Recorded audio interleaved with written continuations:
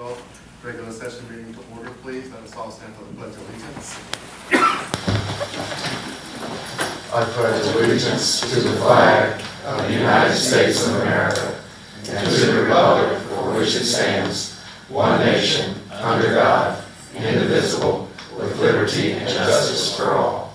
Let us all remain standing for a moment's silence, please, for those who were affected by the storm on the East Coast, please.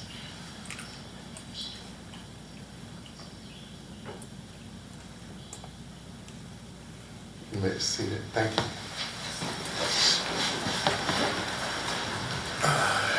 Do you have any announcements? I have none. Read the ethics statement. In accordance with the Code of Ethics adopted by the Council, all council members have the duty to conduct the affairs of the governing board in an open and public manner, free of conflicts of interest. Is there any item on the agenda the outcome of which will have a direct, substantial, and readily identifiable financial impact for any council member, his or her family, or close business associates? No. No. Does any council member have a financial interest in any public contract coming before this council today? No. No. There being none, all council members have a duty and obligation to vote. For order of business, I believe we have a proclamation. Yes, we have a special resolution related to glyphosate used on town-owned properties. I think Councilperson Berry was going to read that. Will you open? Yes, before I read it, I had a question, so we'll read it and then discuss and take a vote. Is it appropriate to stop before the now therefore? Does that sound good to everyone? Mhm. Thank you. It's been an honor to get to work with our town manager, Josh Harold, on this resolution and to read it to you all today. It's the resolution requesting alternatives to the application of glyphosate-based herbicides and other herbicides and pesticides deemed carcinogenic on town-owned and town-managed properties. Whereas glyphosate, the active ingredient in many commercial and consumer herbicide products, is commonly used to control nuisance weeds and other unwanted vegetation in public parks, roadsides, businesses, industrial sites, agricultural fields, and homes. And whereas there has been increasing concern regarding the toxic effects of glyphosate, which binds tightly to soils and can persist in the ground for months on fish, amphibians, invertebrates, microorganisms, and the general ecosystem. And whereas, for example, a recent study of glyphosate effects on bees concluded that the exposure of bees to glyphosate can perturb their beneficial gut microbiota, potentially affecting bee health and bees' effectiveness as pollinators. And whereas, although the U.S. Environmental Protection Agency has found that glyphosate presents no risk of concern to human health when used in accordance with its label, the World Health Organization's International Agency for Research on Cancer has classified glyphosate as, quote, probably carcinogenic in humans, end quote. And whereas, although the use of glyphosate-based herbicides has not been prohibited by federal or North Carolina regulatory agencies, this council believes that the town should consider alternatives to the use of glyphosate-based herbicides and other herbicides or pesticides deemed carcinogenic as a precautionary measure to mitigate health risks to the general public and town employees, to protect the environment, and to limit the town's exposure to liability. This is the resolution. Question, you have a question? We're going to vote. I just had one comment from a citizen that asked me, does this affect, for example, and you answered it for me, I appreciate it, but I just want everybody to hear, along the rights of way along the road where Duke Power has easements, how does this affect that? So this resolution only pertains to town staff and contractors working for the town on town property. We are not empowered to dictate what anybody else uses on their property or their rights of way. So whether it's Norfolk Southern, NCDOT, or Duke Energy, we cannot prohibit them. And so our effort here is hopefully to lead by example, but we can't dictate to them. So even in their rights of way on town property, we can't. That's right, they have an easement or right of way for utility and transportation purposes. I see. Thank you. I heard the motion. I move to adopt the resolution. All in favor? Aye. It's unanimous. Citizen comments.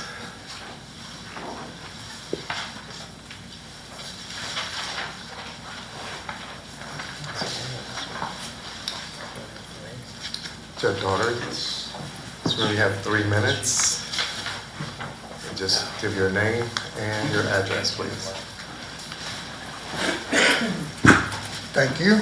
My name is Judd Doherty. I reside at 5 Old Cove Road, Black Mountain. I come to you as board member and current chairman of the Black Mountain Public Library. I'd like to let you know that the library is on sound footing, all the ground's good, and the building is in good shape. We've just recently repaired a drainage system in the back of the library, which was pretty extensive, and we rebuilt a stone wall back there. It's a very fine stone wall. The only problem is it's in the back of the building, and so it won't be seen a lot, but it's a very nice, and the drainage system is much improved. I would like to thank Mr. Josh Harrell and Jamie Matthews of Public Works for helping us and supporting us in getting that job done. I would like to express thanks to Miss Melissa Presley, the librarian, and her staff. They do an outstanding job there. Miss Presley is energetic and innovative, and she has initiated several different improvements to services for the patrons of the Black Mountain Library. And they're a wonderful bunch to work with. The board feels that way. The board functions as to maintain the infrastructure of the building, air conditioning, heating, plumbing, that sort of thing. We do regular maintenance such as that, and also urgent emergency repairs and such as that. The board serves to support the staff of the library as well as to maintain the functioning of the library. I would like to, at this time, just tell you that I am going to resign from the board of the library effective September the 1st. It has been an honor and a privilege to serve on the board and to work with the library, and I thank the town of Black Mountain for giving me the opportunity to serve in this capacity. At this time, we have 2 vacancies on the board of the library.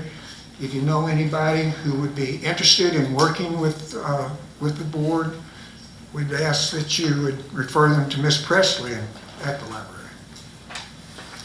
Thank you.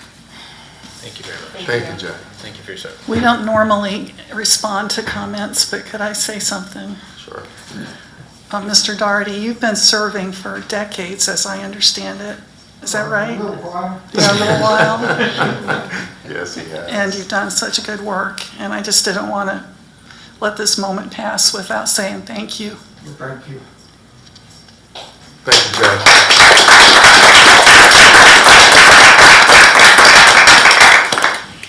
Sean.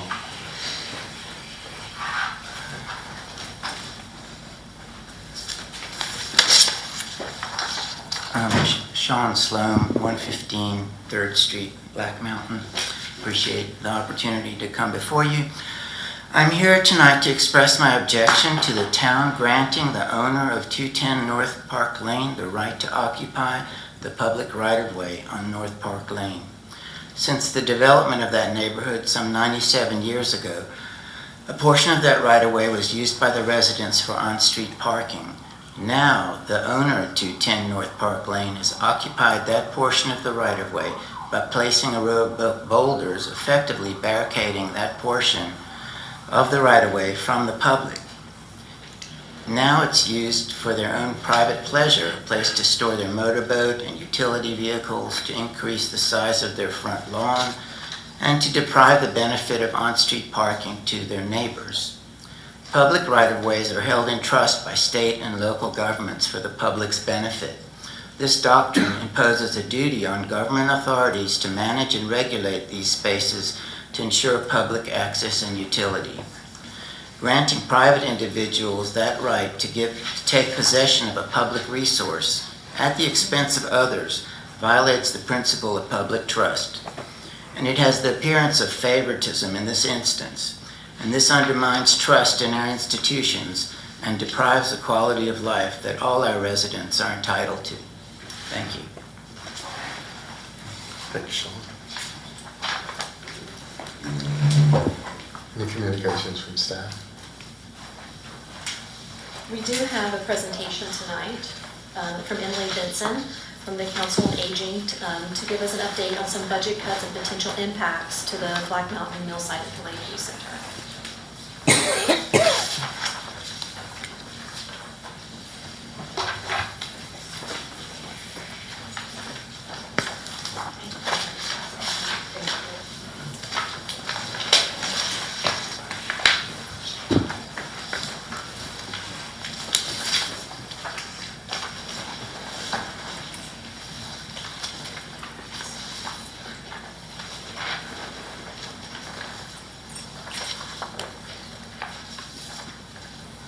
So, good evening. I am Emily Benson.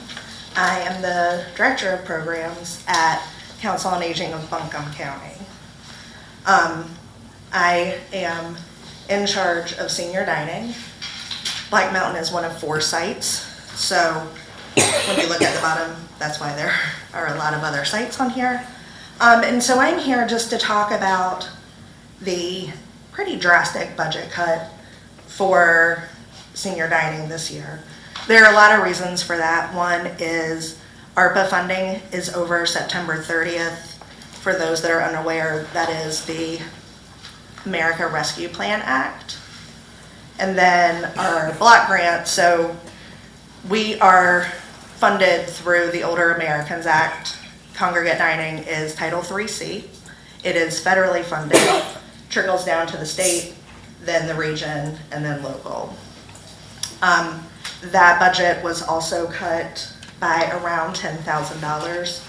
On the sheet that I just gave you, everything is in units because reimbursement rates are different for all the different grants that we receive. So a unit equals a meal for a person. Black Mountain is one of our biggest sites. There have been times where between the one downtown Asheville and Black Mountain really gives it a run for its money. I have spoken with the state about how can I go from an average of 2,700 meals a month to 1,700, because that's the reality. They did give me a prioritization tool with different things that I can look at. So I started with low income because I certainly have people, and when I say people, I mean 60 and over, that is the one meal they eat every day. When looking at that, I could keep the 2 Asheville sites open and running just using low income. Then when I looked at Black Mountain and Weaverville, looking at just low income, I didn't have enough people to serve to keep it open. So then I decided that the next most important thing that we learned through COVID is if you're eating all your meals alone, then that's hard. So for Black Mountain and Weaverville, I have added to the prioritization tool if you live alone. We have client registration forms, so I could get that information pretty quickly. And you can see that for the dining site here in Black Mountain, there are 12 clients that come in that are below poverty, and then we have 113 that live alone. When I go back and I look at all the data from last year, I see that on average, we have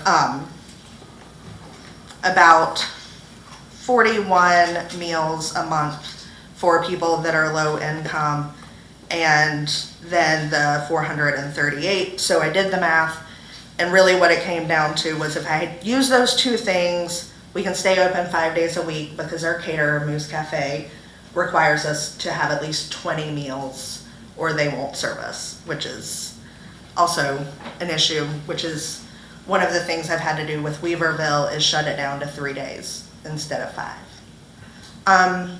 So I am here today letting you guys know what's going on, letting you know how much your seniors really not only depend on the meal, but depend on having a community. This is the first site. I came here about 3 years ago. This is the first site that the participants and the staff wanted people to come back in. It was the first site to do away with grab and go. They wanted to be there. The clients wanted to be there, and it's important. I am begging for money every time I turn around. Had a 2-hour meeting today asking for funds because unfortunately, everything goes at a slow pace and trying to get things in place and make it equitable and make it doable. I can't start the caps with the prioritization tool until September. So starting September 1, that will be what will be happening. Just so you know, in July, if I go by the 17 per month that's available, I actually serve 1,000 meals over that. August is going to be on trend for that, so if you do the math, that's 2,000 meals that I've got to pay for at the end of the year without cutting money. So I'm not sure what grants are available. I'm not sure what programs are available that could help with Black Mountain site to serve more meals to more participants. Can I ask a couple questions, just because that was a lot of numbers? Yes. And I want to make sure I understand really what. Sure. So it looks like we got a different paper from the staff, and it looks like we're doing around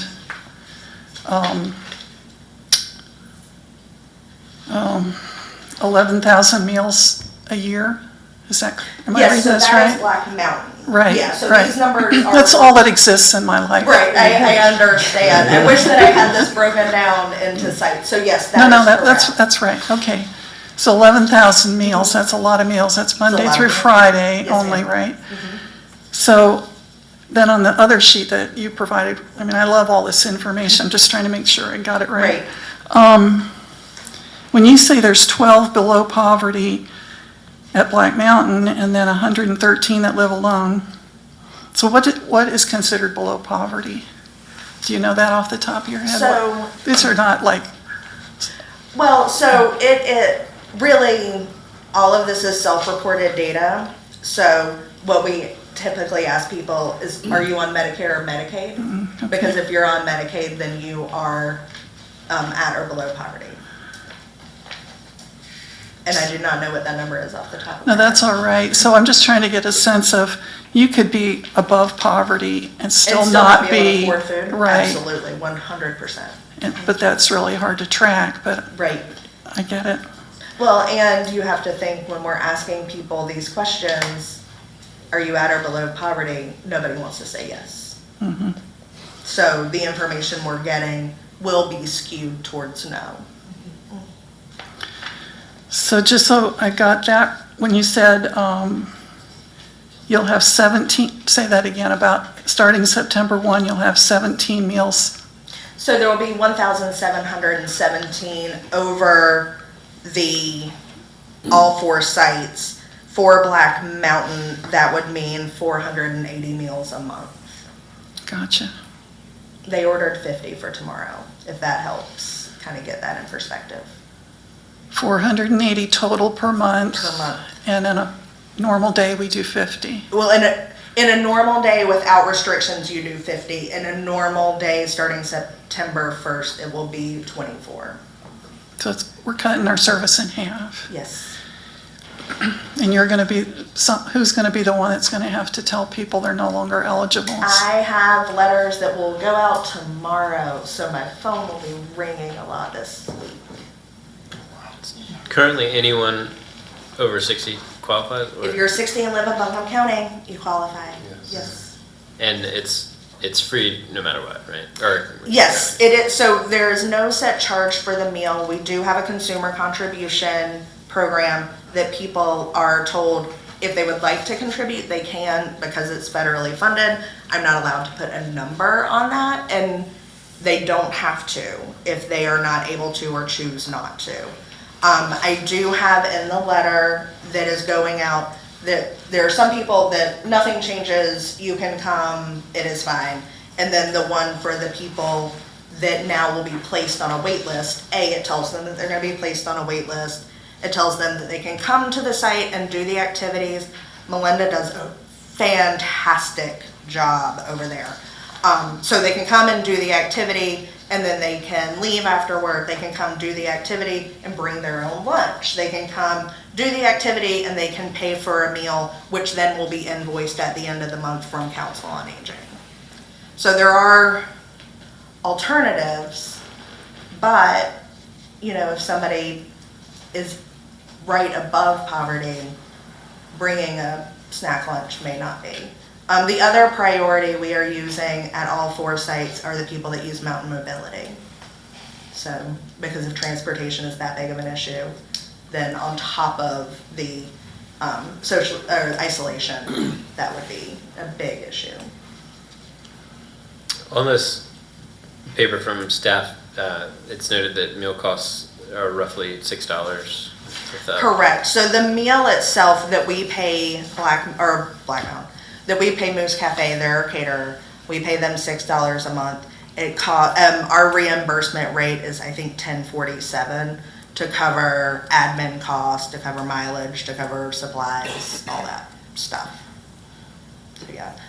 We had talked about that if the person themselves, because of the invoicing and the paperwork and all that has to be done, the rate for that person for an individual meal would be $6.60. If we came up with a way to do it, a bulk buy, if the town had money and they were like, we'll do meals on Fridays, that then it would be $6.30, because it'd be a bigger invoice and a lot less to keep up with. And it's really, right now, you're in September, you'll be able to fund roughly half of what we're currently ordering, right? Correct. Okay. Do these people know this letter's coming? I mean, have they gotten an idea? I think the people at most of the sites have an idea. I've been saying for a year that ARPA funds are gonna run out, and there's nothing behind that. Before I got here, we had CARES money that paid for meals and really, built up the program. Right behind that was Family First money that did that. And then American Rescue Plan came right behind that. There's nothing behind ARPA. Well, I don't have any solutions tonight. I don't But I expect really any, but- appreciate knowing Yes. the magnitude of the situation. And we have a significant retiree population here. Some of them are not in need of help with meals, but, and there's also the social component to it that is important. I appreciate knowing more about it. And So I'm a little naive here, I must admit. So Black Mountain, I know we don't fund any meals, but what do we cover right now? Obviously, it is a space and electricity And staff. and staff. So it's just the meals basically that the funding covers right now. Well, and we're in the back end paperwork and Sure. fun stuff. According- Right, well, yes, but yes, for the day-to-day operations, what Council on Aging is bringing is the food. Okay. Thanks. Thank you so much. This is just so heartbreaking. It is, and it's, I was saying a minute ago that with block grant funding, it is not senior dining that is really taking a hit. They had $3 million of requests for programs just like this. They had $2 million to give. So it's important to vote for people that are supporting our older adults and funding Older Americans Act funding, so. Is Weaverville or Asheville, are they working on any sort of Friday meals kind of thing? So Weaverville, because I am having to shut them down Monday and Tuesday because they don't have enough meals for me to order. They will be closed on Monday. They are actually using church funds to do a meal themselves on Tuesday because that's when one of their exercise classes are. And Melinda can tell you that everybody comes on exercise day. And then Council on Aging will be covering Wednesday, Thursday, Friday. So that is one, Shiloh is already only 3 days a week. So, yeah. So, Thank you. Thank you. you're welcome. Thank you, Emily. And it was no good news. Sorry. Wish it was better. I wish it was better. I'm sure you do.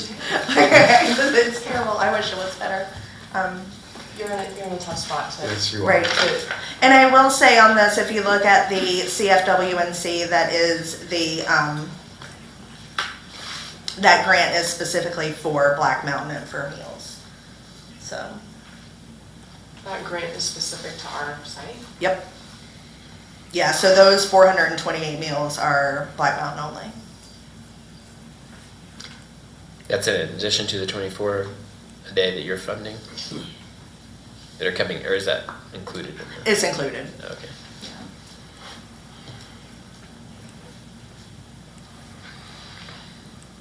Thank you. Thank you. Thanks. Thanks, Emily. Jessica, take us through the consent agenda. Yes, so we have a lengthy consent agenda to go over tonight, but before we get started, Vice Mayor, there is one item I would like you all to consider adding. This would be item I on the consent agenda, and it is a resolution authorizing staff to apply for the Great State Trails Program. This would be a 50-50 match for a total request of $150,000 to provide professional design and engineering services for the Ridgecrest Connector. If you think we recently did this for another grant, you're right. This idea is a sort of a plan B if the federal application is not funded. This has a larger match than the federal application, but we are just trying to put more coals in the fire to see what shakes out. You're not authorized, you're not required to accept these funds if they are awarded. So the only, sorry, You'll just put the application in and see what happens. so the only thing we would lose is the time spent on the That's right. application. That's We right. work to use it. Okay. Thank you for preparing that. Okay, so item A on the agenda is the adoption of meeting minutes. You have the July 2024 agenda meeting, and you have the July 8th regular meeting minutes. Item B, you have the monthly tax collector report. Item C, you have a list of budget amendments. I'm going to go through those. Item 1 is to carry forward remaining funds unspent from the prior fiscal year for paving not yet completed for $550,000. Item 2 is to carry forward remaining unspent donated funds from the prior fiscal year for the Police Department Community Outreach Fund an amount of $36,100. Item 3 is to carry forward the remaining unspent funds from the prior fiscal year for the Police Department's forfeiture funds an amount of $110,700. Item 4 is to carry forward unspent contribution of funds from the prior fiscal year for Town Square in the amount of $15,100. Item 5 is a correction to a line item that was omitted from the adopted budget for police uniforms in the amount of $33,800. Item 6 is the Fairway Drive, Tomahawk Drive Stormwater Diversion Project. This represents $75,000 in grant funds for a total project cost of $159,000, with the remaining balance of that project coming from fund balance from the Stormwater Fund. Item 7 is replacement of the existing footers for the new gazebo. You remember we are building a new gazebo, but the footers weren't existing, were not quite strong enough. So we have $2,900 for that. And number 8 is appropriation of fund balance to build new planning offices down in the Public Works Building for $23,000. Item D is approval of ordinance O-2410 to amend the Cragmont Park renovation capital project ordinance with the original number being O-2409. Item E is the approval of the Strat Flat Creek Restoration Grant Project Ordinance and the budget amendment. We were recently awarded that zero match grant for $317,054.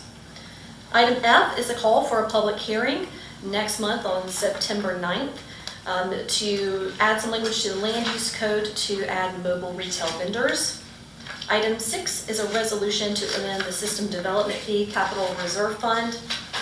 Item H is a resolution requesting the Creating Outdoor Recreation Economies Programs Planning Services with the North Carolina Department of Commerce. This will provide training opportunities for staff at no cost to the town. They will reimburse the town for some economic development training. And new item I is the resolution for the Great State Trails Program for the Ridgecrest Connector. And that is your consent agenda. I have a few questions about C, the budget amendments. And I apologize if these were covered on Thursday as I was out. So some of them appear to be new items to the budget, right? The appropriated fund balance, or for the planning department construction, that was more than anticipated, right? Yes. The gazebo floaters, the Fairway Drive stormwater management, that was already in the budget, right? So this is just Setting up the fund for it. setting up the fund for it. And then for all the ones that carry forward, are these, I mean, I understand that they are budgeted in previous budgets, but were they accounted for in this year's budget? In that, I mean, are we adding to the budget by carrying over the funds? Essentially, you're carrying over those unspent funds into this fiscal year. So there's no additional funds needed from the general fund, it's just bringing it forward. But they weren't itemized in the... That's right. Okay. But from an accounting perspective, they'll be accounted for. Yes, yes. Okay. Because we already have. We have to move the money forward to account for it and to bring it into this budget. Okay. Thank you.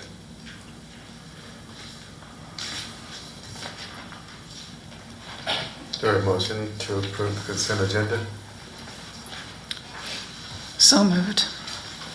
All in favor? Aye. I'm presuming that meant that we added the resolution. Oh, Is that it? As amended. As amended. As amended, aye. Good catch. All in favor? Aye. Aye. Thank you. No public hearing. Any citizens' comments on new business?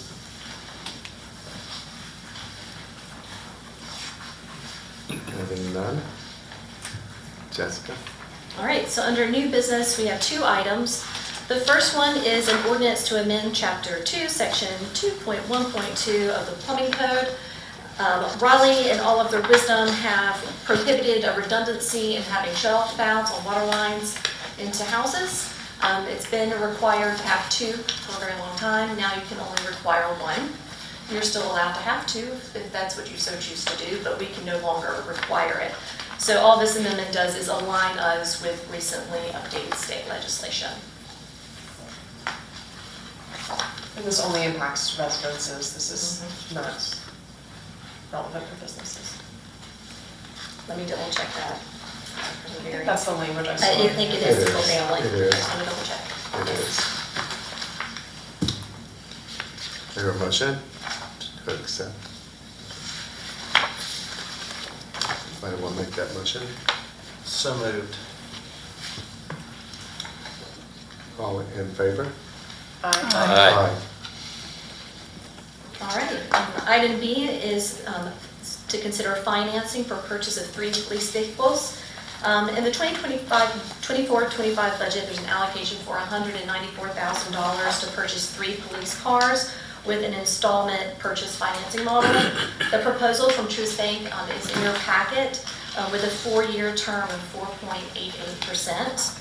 And at this interest rate, your annual debt service payment will be $54,794.21. That is the best rate that Josh could find. And this is after seeking multiple. So I don't want to belabor this because I know we've talked about the budget for a long time and this police car, the way we're replenishing our police car staff, police car fleet now is different than we did before. So I just wondered if it would be worth it, taking a minute to let Chief Parker, sorry to put you on the spot, but it looks like we're just spending money like crazy, but there's a plan behind it that makes sense to me. Yes, so this has already been approved through the budget. This is just for the financing portion for us to be able to purchase the vehicles. Try to break it down for the public watching this.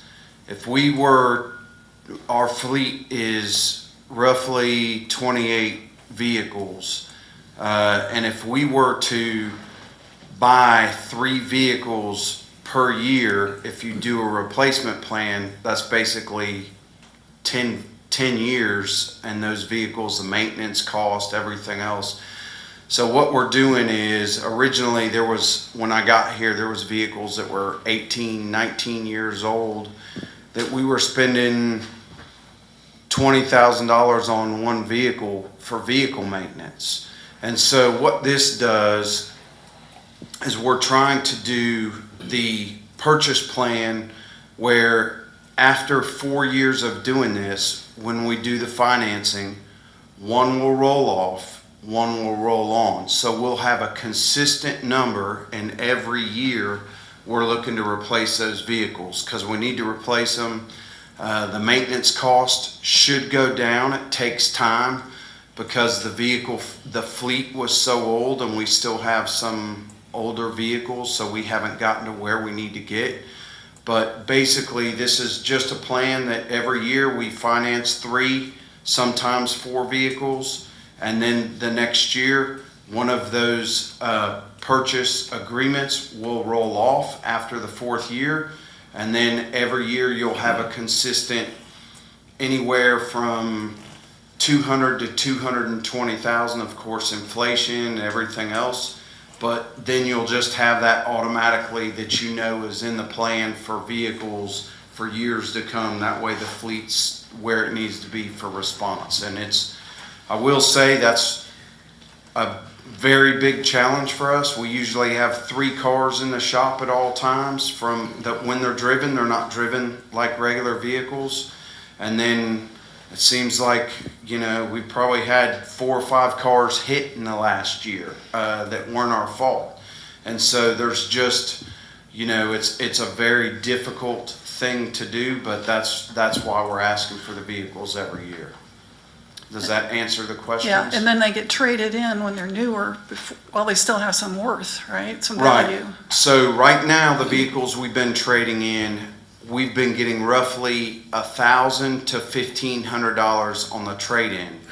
The estimate, which is going to take me some time to get there, in 6 to 7 years, we should be getting $15,000 per vehicle. So on top of that, basically you're offsetting the cost of interest for your loan is what in a sense that's what ends up happening. It's just a wash. You're not gaining any money, but you're not losing any money. If we purchased it straight out and we said, here's $220,000 every year, you could do it that way, but the problem is it's just been very difficult. With our fleet being so old, we've kind of had to take baby steps to get to where we need to be, if that makes sense. It makes sense to me. sense. We approved it already, but Yep. just wanted to make sure everybody understands what we're doing. We should be reaping the benefits of selling vehicles that aren't 15 years old within the next 2 years, probably. And not having them in the shop so often. Absolutely. Very good. Chief, I wanted to clarify, if you don't mind, so the budget was for $194,000, but with this annual debt payment is $54,000 some, is that because it's per car? I'm trying to make out how So many- tip, how many- go ahead. go ahead, I'm sorry. That's right. No, so we have the vehicle plus the equipment. So when you have the total payment for, is gonna be about $50,000 per year. But we're borrowing 194, I think it is the correct number. I don't have it in front of me, I was called. So it's 194, but the payment's gonna be the 50,000 with the interest, basically, is what that's coming through. And that's with the vehicle and the equipment for the vehicle. Any other questions? Hopefully I answered okay. Yes, thank you. Thank you, Chief.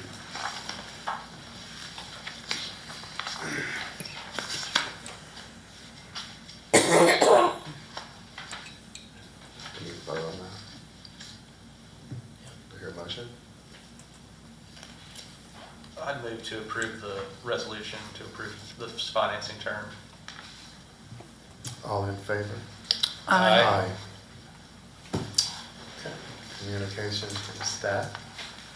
Craig? Craig, I don't know when he's gonna make it back to Brian. great state Brian. of North Carolina. Brian. That's okay, that's all right. A couple of new bills have been passed through our legislature. There are new limitations on allocations for residential developments. Local governmental units such as the town shall not require an applicant for water or sewer services to agree to specific conditions, including impact fees, other fees, contributions to funds. They can't condition the water or sewer services for the residential developments if they're based on building design elements. And so those are all new rules that are coming out. There's some new tax rules where additional notices have to be posted on the property for delinquent taxes. Delivery of permits for local permitting offices through the city have to be able to send the permits via United States mail or designated delivery service or by electronic mail. Of course, a permittee, someone who's applying for the permit, can come in and pick it up in person. But those are new rules. And then lastly, there's a new 160D unmanned aircraft traffic control device rules that were just recently planned. I hadn't looked into that because unmanned, I guess they're drones. The last thing, a big success for Craig, was on-premise advertising signs. Basically, the new regulations say that any lawfully permitted on-premises outdoor or on-premises sign, even if it becomes non-conforming afterwards, they can take it down and move it to another location on that property within 2 years after it's been taken down. That occurred because the Department of Transportation was condemning property and taking all these on-premise advertising signs of, let's say, a Taco Bell, and then the towns were saying, oh, sorry, you can't put up your Taco Bell sign anymore. And so now legislature came out and said, oh, yes, they can, and it gives them 2 years to do it. So just some new updated regulations, that's all I got. The town manager. I have a few things. First, I want to thank everybody in town and on staff who worked over the weekend to help pull off Sourwood. I know that is a big lift. And also, please don't forget about our photo contest. Photos that are featuring the natural beauty and history of Black Mountain are encouraged. We've only had about 7 submissions so far. So please get out your cameras. There's no shortage of pretty things to take a photo of. The deadline has been extended to September 6th. And if you have submitted 2 photos already, good news, you can submit 2 more. So there's a cap on 4 now. Also, the August newsletter is out front. So they're hot off the press. Please get one before you leave.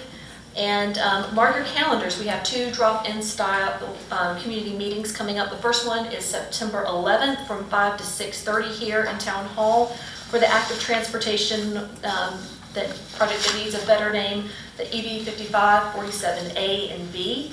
tell them what that is, please. Previously known as Riverwalk Greenway, this is some improvements, including massive intersection improvements, Sharrow's bike lanes, and sidewalks in the downtown area and towards the Oaks. So say that again, when and where? It is September 11th at 5 o'clock right here. The second Thank you. one is October 22nd from 4 to 6:30 in Meadowbrook Church. This is a joint meeting. It will have the consulting teams from our big flood bench stormwater project, as well as the consulting firm leading the master planning and feasibility study of the donated properties. They are working together because the flood bench project area is on the property of one of the donated properties, so they are related to each other. So they will be clearly set up as which project is which, but everybody will be there to answer questions in that drop-in style. And that's all I have. Jessica, do you have an update on the lead pipe project? Soon, I will, Okay, but not yet. thank you. Any other communications from council? I know that you'll publicize those two events you mentioned. There's going to be, Yes. we have a lot of big projects in the works, and, we've been fortunate to get grants, and a lot of planning's been going on, and just there's so much information that it's really hard to understand it. And there are two events designed for public to visit and learn. I'm going to go, and it's, just really important, I think. So I'm sure, how will you be publicizing those two events? We'll definitely have them on social media and news flashes and on the project websites. The timelines for them are there as well. Yeah, so watch for those. And you had that slide up earlier about the signing up for the notifications, Notify Me. So if you really want to know what's going on our website, you can get notified of everything and more than you ever wanted to know. But it's all optional, but I'm sure if you signed up there, you'd get notification. It's a la carte. It's all on carte. You said it perfectly. Choose your poison. I wanted to quickly echo Jessica's gratitude towards the Chamber of Commerce and Public Works and Police Department, Fire Department, everyone who was out making Sourwood a successful event this past weekend. It was more spread out this year and big, and I think that's really cool to have people going all over town for the event. So thank you, Chamber. I'd like to echo that too. It was very nice to see. Very nice to see. Saw you out there stepping off spots. That was a lot of you. Any other communications? If not, meeting adjourned.